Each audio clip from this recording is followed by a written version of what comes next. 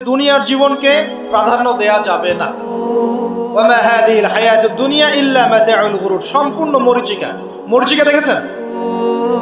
দুনিয়ার জীবন যে কি জিনিস, যারা আল্লাহর পথে পরীক্ষার সম্মুখীন হয়েছে ওরা জানে। মানে কিচ্ছু না, মানে মুহূর্তে আল্লাহ পাক ইহকাল পরকালের ফয়সালা করে ফেলবে। আমরাও বুঝবো, এটা আমরা বুঝবো না এমন নয়। ইয়াং ছেলে রাস্তায় যাচ্ছে, বাইক নিয়ে খুব দাবরানি দিচ্ছে, আছে না? হঠাৎ অ্যাক্সিডেন্ট, ডেড, স্পট ডেড। এটা দুনিয়ার জীবনটা। সারা জীবন দুনিয়ার পিছনে ছুটেছে, শেষ বয়সে হতাশ, কিছুই পেলাম না। পাবে না, কারণ আল্লাহর পথে না চললে শেষ বয়সে গিয়েও কিছু পাবেন না। যন্ত্রণা, হতাশা, গ্লানি ছাড়া। তখন দেখবেন আত্মহত্যা করে শেষ, ডেড। দেখবেন অনেক প্রতাপশালী বাচ্চা বড় বড় লেকচার দিচ্ছে, হঠাৎ রাস্তায় হাঁটতে হাঁটতে ডেড। সারাদিন রাত জেনা করেছে, মদ খেয়েছে, জেনা ছড়িয়েছে সমাজে, নগ্নতা, অশ্লীলতা ছড়িয়েছে, ভাইরাস মহামারী দিয়ে শেষ। দুনিয়ার জীবন কি জীবন! চোখের সামনে অহরহ এগুলো ঘটনা দেখছি আমরা। যাচ্ছে খুব সাদা আহ্লাদ করে, বর বিয়ে করতে যাচ্ছে, কার অ্যাক্সিডেন্ট, শেষ, ডেড। কিছু সাহাবী তো এমনও ছিলেন, বদরের যুদ্ধ করতে এসেছেন, হাতের মধ্যে কিছু খেজুর আছে, খেজুর খাচ্ছেন, খোরমা খেজুর খাচ্ছেন। তখন নবী সাল্লাল্লাহু আলাইহি ওয়াসাল্লাম দাঁড়িয়ে ভাষণ দিচ্ছেন যে ওয়াসাবিকু ইলা মাগফিরাতিম মির রাব্বিকুম ওয়া জান্নাহ। ওই যে আয়াতটা আছে, তোমরা এগিয়ে চলো তোমাদের রবের ক্ষমার দিকে এবং জান্নাতের দিকে। আরদুহা কাআরদিস সামাই ওয়াল আরদ, যার প্রশস্ততা আসমান এবং জমিনের সমান। সাহাবী খেজুর খেতে খেতে খেজুরটা ফেলে দিলেন। আরেকজন সাহাবী জিজ্ঞাসা করলেন যে খেজুরটা ফেলে দিলেন কেন? তিনি বলছেন এই খেজুরগুলো খেতে অনেক সময় লেগে যাবে। নবী সাল্লাল্লাহু আলাইহি ওয়াসাল্লাম এমন কথা বলেছেন, এটা শোনার পরে আমি আর এক সেকেন্ড নষ্ট করতে যাচ্ছি না। খেজুর ফেলে দিয়ে যুদ্ধে ঝাঁপিয়ে পড়লেন, দেন শহীদ হয়ে জান্নাতে চলে গেলেন। তারাও তো মৃত্যুর স্বাদ গ্রহণ করেছেন, তাই না? সুমাইয়া রাদিয়াল্লাহু আনহা, আবু জাহেল তাকে নির্যাতন করছে, তার লজ্জাস্থানে বর্ষা ঢুকিয়ে দিয়ে, চিন্তা করতে পারেন, লজ্জাস্থানে বর্ষা নিক্ষেপ করে হত্যা করলো। সুমাইয়া রাদিয়াল্লাহু আনহা দেখতে কালো বর্ণের, চেহারা সুন্দর নয়, হয়তোবা আপনার মতো সুন্দর নয়, জান্নাতে এখন হাসছে ইনশাআল্লাহ তাআলা। তার স্বামী ইয়াসের, আবু জাহেল তাকে পিটাতে মেরে ফেললো, সে মারা গেল, শহীদ হয়ে গেল। অনেক ওলামায়ে কেরামকে, ইমাম, মুস্তাহিদ, মুহাদ্দিস দেখবেন সারাটা জীবন এত মেহনত করেছেন দ্বীনের জন্য, বিয়ে শাদী করার সময় পান নাই। এমনও আছেন ইমাম এবং মুহাদ্দিস, জীবন তো তাদেরও ছিল। শুধু সাহাবী কেন, তাবেঈদের দিকে তাকান, তাবেঈন তাকান, আমাদের 4 ইমামের দিকে তাকান। আবু হানিফা রাহিমাহুল্লাহ শেষ বয়সে জেলখানায়, কথিত আছে বিষ প্রয়োগে তাকে হত্যা করা হয়েছে। তার টাকার অভাব ছিল না, তিনি কিন্তু আমার মতো হতদরিদ্র ছিলেন না। আল্লাহ পাক তাকে সম্পদও দিয়েছিলেন, সমস্ত সম্পদ বিলিয়ে দিয়েছেন দ্বীনের জন্য। ইমাম শাফিঈ রাহিমাহুল্লাহ, তার দিকে তাকান। আহমদ বিন হাম্বল রাহিমাহুল্লাহ, তার দিকে তাকান।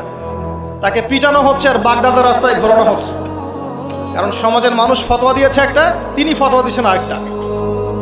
ওই যে হিল্লা প্রথা আর ঠিকা বিবাহ নিয়ে তিনি বলছেন, ইলামু ইয়া আহলা বাগদাদ, হে বাগদাদের মানুষরা জেনে রাখো যে আমি কোশ্চিনকালেও এই প্রথাকে জায়েজ করলাম না। তোমরা চিনে রাখো যে আমার নাম আহমদ। জীবন তাদেরও ছিল। ইমাম মালিক রাহিমাহুল্লাহ, তাকে এত মার দেওয়া হয়েছিল, হাত বাঁধতে পারতেন না নামাজের মতো, নামাজে হাত বাঁধতে পারতেন না। সাহাবীদের থেকে নেন, তাবেঈ থেকে নেন, তাবেঈ থেকে নেন, মুস্তাহিদ ইমাম থেকে নেন, দুনিয়ার জীবন তারাও কিন্তু ভোগ করেছেন, আর আমরাও ভোগ করছি। আমাদের ভোগের সিস্টেমটা দেখেন, তাদের ভোগের সিস্টেমটা দেখেন। আমরা বাঁচছি দুনিয়ার জন্য, তারা বেঁচেছে পরকালের জন্য। আমরা দুনিয়ায় বাঁচছি দুনিয়ার জন্য, দুনিয়ার একটা চাকরি, একটা ব্যবসা, একটা পরিবার, একটা স্ট্যাটাস, বাড়ি গাড়ি, টাকা কড়ি, সম্পত্তি, এগুলোর জন্যে। কিন্তু তারা বেঁচেছেন আল্লাহর জন্য, পরকালের জন্যে। যে ব্যক্তি দুনিয়ার জন্য দুনিয়া করে, আল্লাহ পাক তাকে ইহকাল পরকাল দুটোই নষ্ট করে দিবেন। যে ব্যক্তি পরকালের জন্য দুনিয়া করবে, আল্লাহ পাক তার দুনিয়া গুছিয়ে দিবেন, আখিরাতও গুছিয়ে দিবেন ইনশাআল্লাহ। প্রথম কথা হচ্ছে এই যে দুনিয়ার জীবনকে প্রাধান্য দেওয়া যাবে না। দুনিয়ার জীবনের প্রতিটা কাজ আপনি একটা উদ্দেশ্যেই করবেন, সেটা হচ্ছে আল্লাহ সন্তুষ্ট। বিয়ে শাদী করেছি কেন? আল্লাহর জন্যে। পরিবার গঠন করেছি কেন? আল্লাহর জন্যে। সন্তান নিয়েছি কেন? আল্লাহর জন্যে। দিন শিখেছি কেন? ইলম শিখেছি কেন? আল্লাহর জন্যে। চাকরি কেন করি? আল্লাহর জন্যে। প্রতিটা কাজ ইবাদত হবে যদি আপনি মুহাম্মদ সাল্লাল্লাহু আলাইহি ওয়াসাল্লামের তরিকা মেনে চলেন। ওয়া মা খালাকতুল জিন্না ওয়াল ইনসা ইল্লা লিয়াবুদুন, শুধুমাত্র ইবাদত করার জন্যই আল্লাহ পাক জিন এবং মানুষ জাতিকে সৃষ্টি করেছেন। আপনাকে আল্লাহ পাক এই হায়াতটা দিয়েছেন। এখন বাকি সময়টা চিন্তা করেন, আগামী 30-40 বছর কিভাবে কাটাতে চান? দুনিয়ার জন্য বাঁচবেন না আল্লাহর জন্য বাঁচবেন? যদি আল্লাহর জন্য বাঁচতে চান, সর্বশেষ হেদায়েত আল কোরআন এবং সর্বশেষ নবী মুহাম্মদ সাল্লাল্লাহু আলাইহি ওয়াসাল্লাম, এর বাইরে কিচ্ছু নাই ভাই। সারা দুনিয়ার মানুষ মিলে যদি বলে যে কোরআন সুন্নাহর মধ্যে আছে সুদ হারাম, কিন্তু সুদ হালাল, হালাল হালাল, কোশ্চিনকালে হালাল হবে না। সারা দুনিয়ার মানুষ একটা মাঠে যদি এসে বলে সুদ হালাল, সুদ ভালো, কোশ্চিনকালে হালাল হয়ে যাবে না, হারামই থেকে যাবে। সারা দুনিয়ার মানুষ যদি বলে পর্দা করার দরকার নাই, এটা সেকেলে সেকেলে সেকেলে, এটা সেকেলে হয়ে যাবে না, এটা ফরজ থেকে যাবে। কিচ্ছু নাই কোরআন সুন্নাহর বাইরে, কিচ্ছু নাই।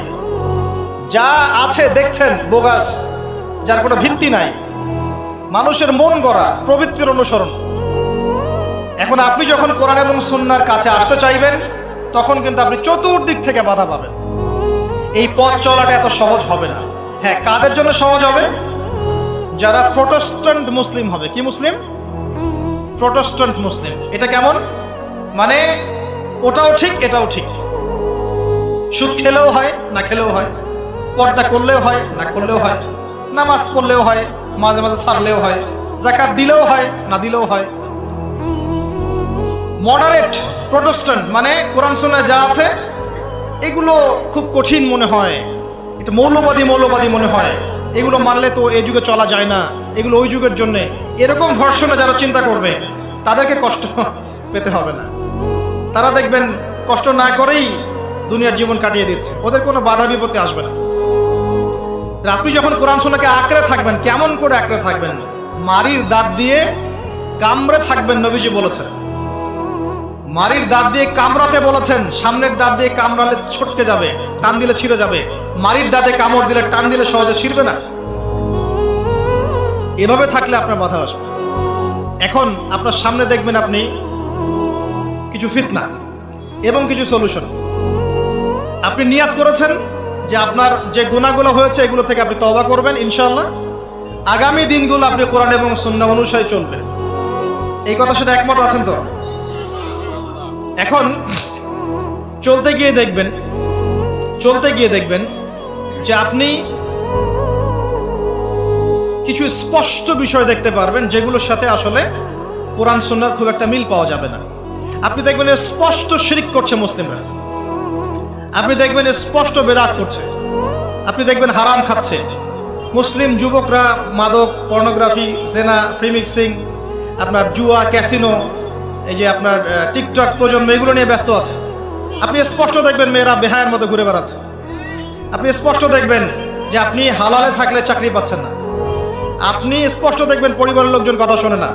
আপনি এমনও দেখবেন ওলামায়ে কেরামের মাঝে ঐক্য নাই, এমন দেখবেন। আপনি এমনও দেখবেন যে মানুষ দিনকে দুনিয়ার বিনিময়ে বিক্রি করে দিচ্ছে। আর এমন দেখবেন যারা আপনার উপরে আছে তারা দিন সম্পর্কে তেমন কোনো জ্ঞান রাখে না। এমন জটিল পরিস্থিতিতে আপনি কি করবেন তখন? এরপরে আপনি যখন বিশ্বের দিকে তাকাবেন, তখন দেখবেন বিশ্বের সমস্ত পরাশক্তিরা ঐক্যবদ্ধ ইসলামের বিরুদ্ধে। বিশ্বের সমস্ত বড় বড় পরাশক্তিরা ঐক্যবদ্ধ ইসলামের বিরুদ্ধে। দেখবেন আপনি ইসলামের কোনো খিলাফা নাই, দেখবেন কোনো ইমাম নাই, কোনো আমির নাই, কোনো জামাআ নাই। দেখবেন আপনি সেই রকম সলফে সালেহিনদের যুগের মতো শৌর্য-বীর্য, ব্যক্তিত্ব, গায়রাত কিছু নাই। মনে হবে যেন আমরা দাসত্বের শৃঙ্খলা আবদ্ধ হয়ে গেছে। তখন আপনি কষ্ট পাবেন মনে মনে। আপনার মধ্যে ঈমান থেকে থাকলে আপনি কষ্ট পাবেন, ভিতর থেকে কষ্ট ফিল করবেন। যদি প্যারালাইজড রোগী হয়ে থাকেন তাহলে কষ্ট ফিল করবেন না। চেতনা থাকে দিনের, কষ্ট ফিল করবেন। তখন আপনার স্ট্রাগল শুরু হবে। তখন আল্লাহ যদি আপনাকে বুঝ দেন, আল্লাহ দেখবেন আপনি কি করেন। আপনার মেধা দিয়ে আল্লাহ আপনি কি করেন, আপনার অর্থ দিয়ে আপনি কি করেন, আপনার হায়াতটা দিয়ে আপনি কি করেন, আপনার এই যে জনবল দিয়ে আপনি কি করেন, আল্লাহ আপনাকে যা দিয়েছেন তা দিয়ে আপনি দিনের জন্য কি করছেন, আল্লাহ পাক তখন দেখবেন। এই জায়গায় আমি আপনাকে কিছু সলিউশন বলছি। এটা শুধু আপনাকে বলছি তা নয়, আমি নিজেও এটা ফিল করি, লালন করি। আর আমি এমন কিছু বলবো না যা আমি নিজে আপনার জন্য পছন্দ করি না। যেটা আমি নিজের জন্য পছন্দ করি সেটাই আপনাকে বলবো। প্রথম কথা, এখানে আপনাকে গাইডেন্স দিবে আল কোরআন। এরকম সিচুয়েশনে আপনাকে পথ দেখাবে অনলি আল কোরআন। এরপর নবী সাল্লাল্লাহু আলাইহি ওয়াসাল্লামের হাদিস। এখানে আপনার দায়িত্ব আসবে প্রথমত কোরআন পড়া শিখতে হবে। প্রথম কাজটা কি ভাই? কোরআন পড়া শিখতে হবে, তেলাওয়াত শিখতেই হবে, নিয়মিত তেলাওয়াত করতে হবে।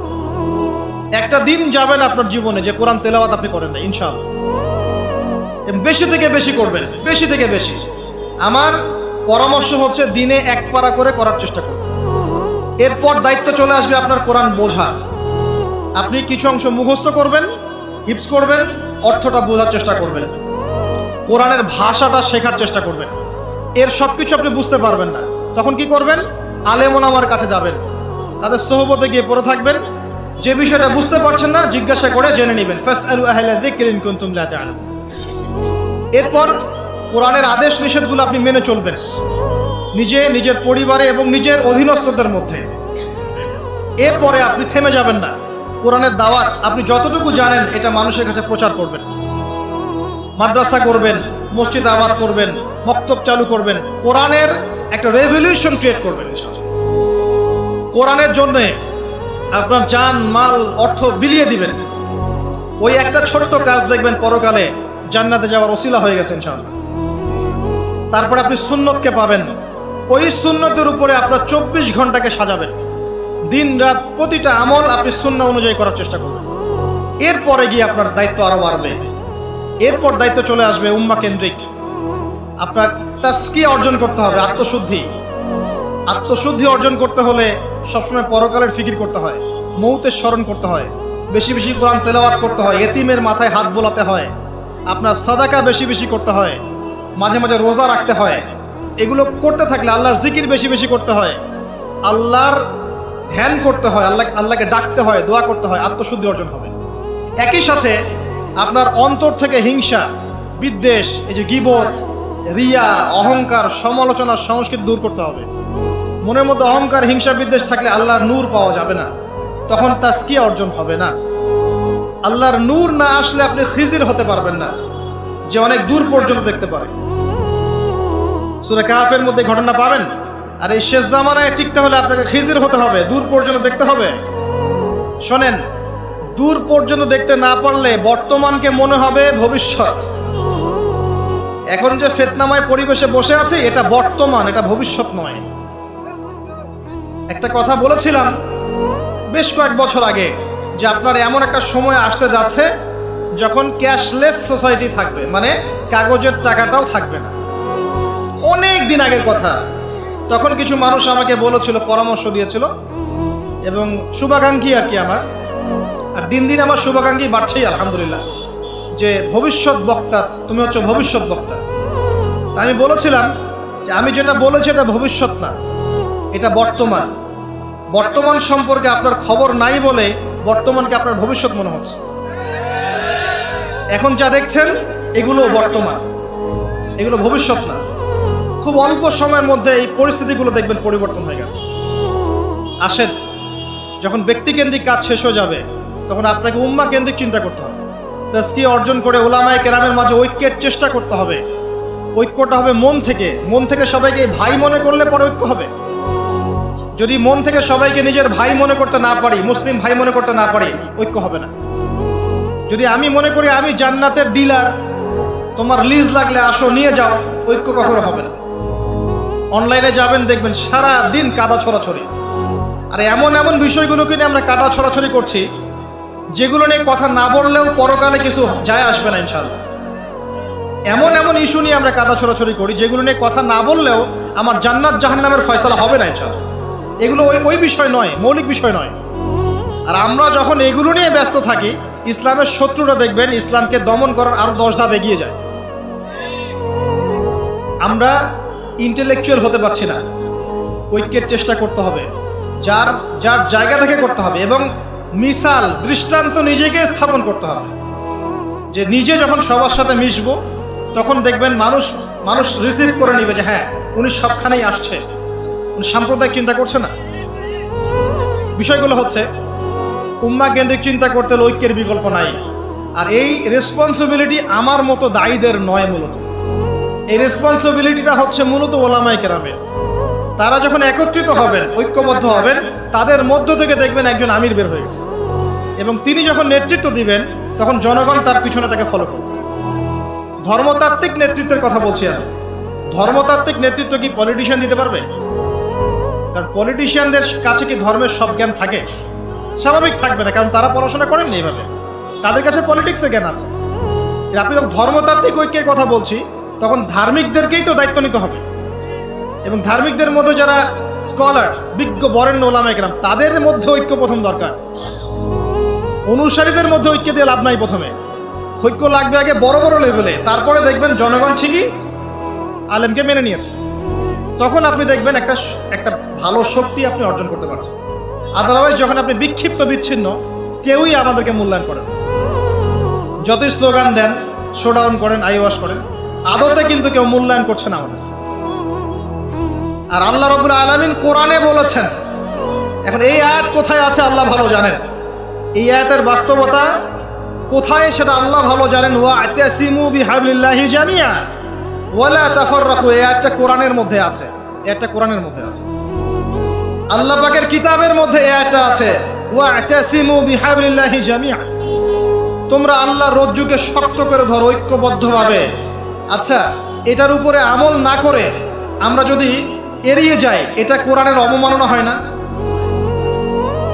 এটা কোরআনের অবমাননা হয় না? যখন কোরআনে স্পষ্ট বলা হচ্ছে তোমরা সুদ খেও না, তারপরেও খাচ্ছি, অবমাননা হয় না? আল্লাহ বলছেন জেনার ধার কাছেও যেও না, তারপরেও করছি, তখন অবমাননা হয় না? আমরা মানে আবেগ প্রদর্শন করার চাইতে বিবেকবান হয়ে কাজগুলো করলে বেশি ভালো হতো। কোরআনের সম্মান সর্বোচ্চ শিখরে তখনই পৌঁছাবে যখন এর আদেশ নিষেধের উপর আমল করা হবে, এবং আমরা আমল করে দেখাতে পারবো, এবং ইনশাআল্লাহ আমরা পারবো। যদি কেউ পারে পৃথিবীতে, শুধু মুসলিমরাই পারবে ইনশাআল্লাহ। এবং মুসলিমদের মধ্যে যারা পারবে না, আল্লাহ পাক ওদেরকে সরিয়ে দিবেন, নতুন প্রজন্ম আল্লাহ পাক নিয়ে আসবেন ইনশাআল্লাহ। যুব সমাজ পারবেই, পরবর্তী তরুণ প্রজন্ম এবং আগামী ছোটদের প্রজন্মরা পারবেই ইনশাআল্লাহ। যদি কেউ পারে, এরাই পারবে ইনশাআল্লাহ।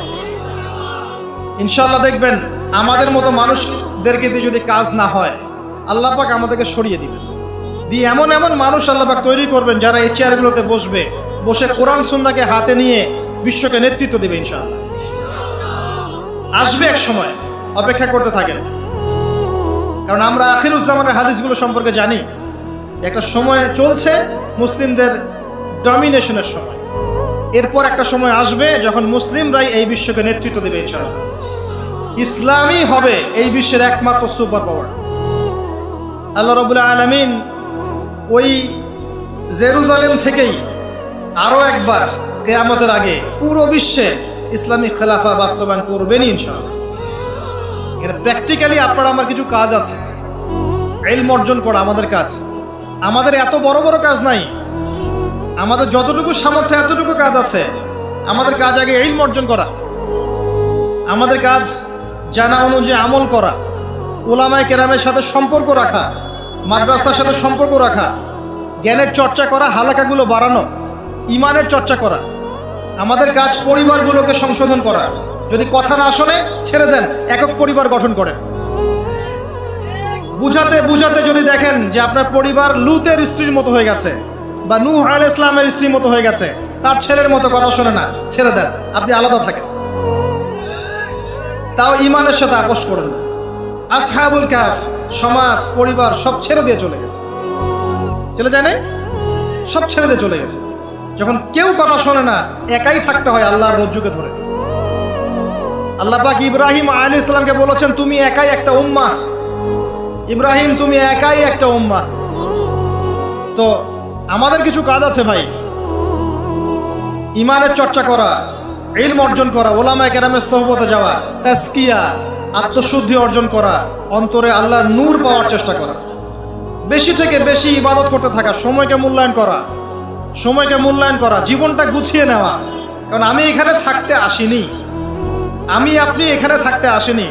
আজকে থেকে 50 বছর পরে, 100 বছর পরে এখানকার একটা মানুষও বেঁচে থাকবে না। এখানে আমরা বসে আছি যারা, কেউ থাকবে না, এই বিশ্বের কোনো নেতা থাকবে না। আজকে থেকে 100 বছর পরে এই ন্যাটো, জাতিসংঘ, হাবিজাবি কিচ্ছু থাকবে না। আপনি বিশ্বের যত পরাশক্তি দেখছেন এগুলো কিচ্ছু থাকবে না ইনশাআল্লাহ। এই পৃথিবীর যে মানুষগুলো এখন বেঁচে আছে 100 বছর পর কেউ থাকবে না। এখন মনে হচ্ছে এরাই সব, এগুলো সব না। 100 বছর, জাস্ট 100 বছর। আরে কিয়ামতের মাঠই তো হবে 50,000 বছর। কিয়ামতের মাঠ কত বছর? এই তুলনায় 100 বছর কিছু সময়? আল্লাহর কাছে 100 বছর কোনো সময় না। 100 বছর পর কিচ্ছু থাকবে না, কোনো আমি আপনি কেউ না, কেউ থাকবো না।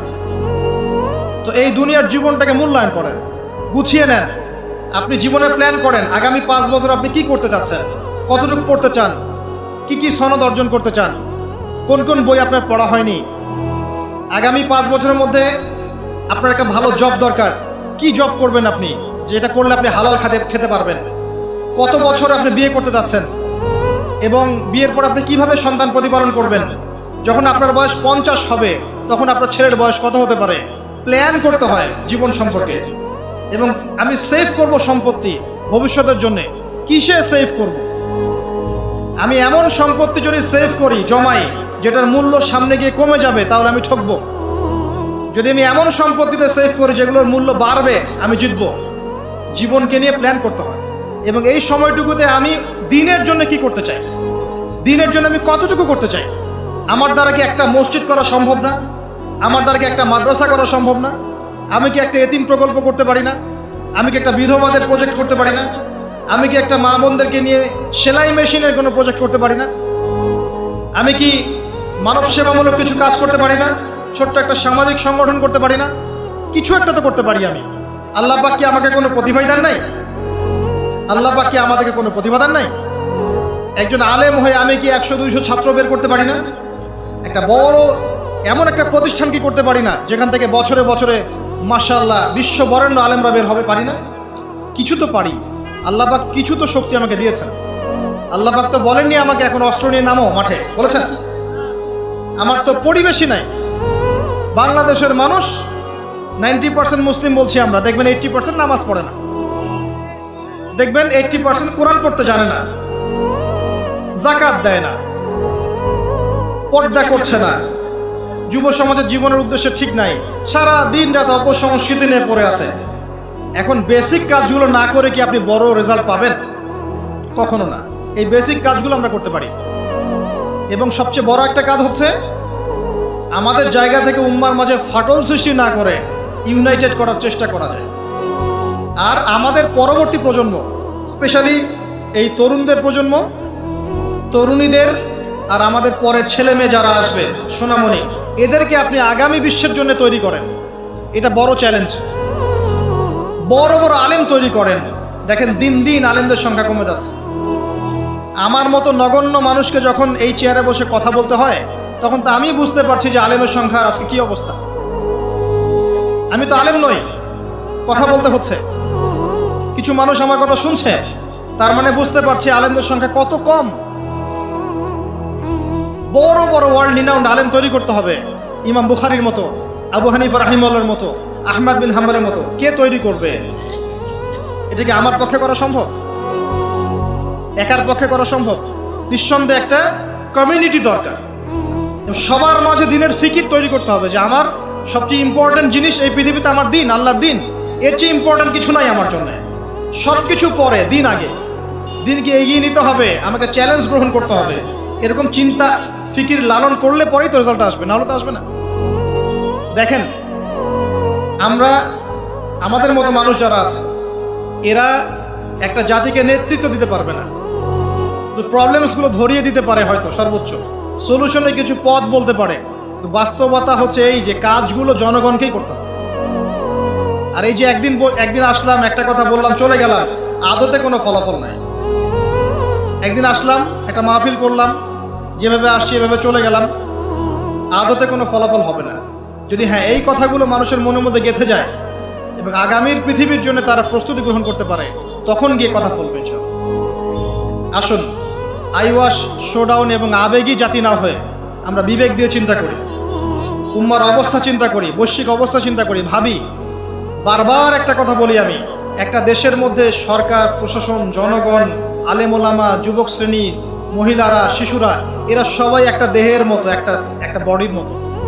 এরা সবাই একে অপরের পরিপূরক, একে অপরের ভাই, সবাই মুসলিম। এখানে কেউ কারো শত্রু না। আমরা যদি একে অপরকে শত্রু মনে করে ভুল করব, তখন আমাদের শত্রুরা সুযোগ পেয়ে যাবে। আমরা সবাই একে অপরের পরিপূরক, সবাইকে নিয়ে, দেশকে নিয়ে, জাতিকে নিয়ে, উম্মাকে নিয়ে এগোতে হবে। আল্লাহ পাক আমাদের যুব সমাজকে বোঝার তৌফিক দান করুন, আমিন। মাহফিল অ্যাপ, একজন মুসলিম হিসেবে মাহফিল অ্যাপ ব্যবহার করা আমাদের ইমানি দায়িত্ব।